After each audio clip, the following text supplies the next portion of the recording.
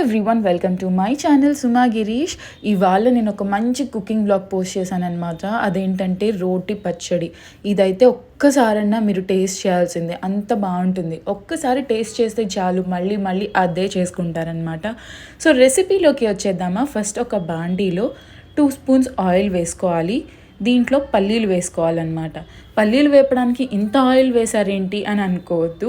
పల్లీలు కొంచెం ఈవెన్గా వేగితేనే టేస్ట్ బాగుంటుందని చెప్పి ఆయిల్లో కొంచెం డీప్ ఫ్రై లాగా చేసాము అంటే పల్లీలు ఈవెన్గా వేగుతాయి, అన్నీ ఈక్వల్గా వేగుతాయి అన్నమాట.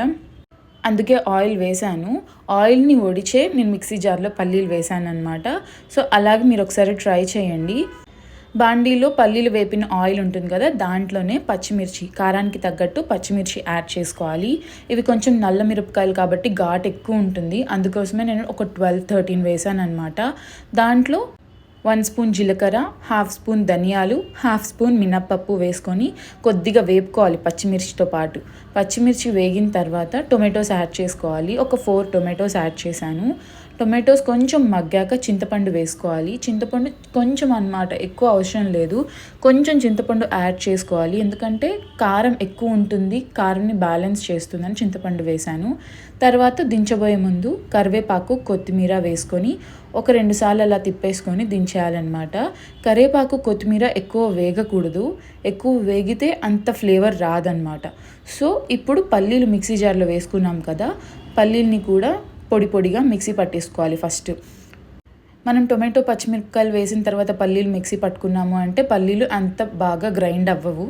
అందుకే ముందు పల్లీలు గ్రైండ్ చేసేసుకున్న తర్వాత టొమాటో పచ్చిమిరపకాయలు అది కూడా వేసుకోవాలన్నమాట. టేస్ట్కి సరిపడా కళ్ళుప్పు యాడ్ చేసుకొని కచ్చా పచ్చాగా మిక్సీ పట్టుకోవాలి.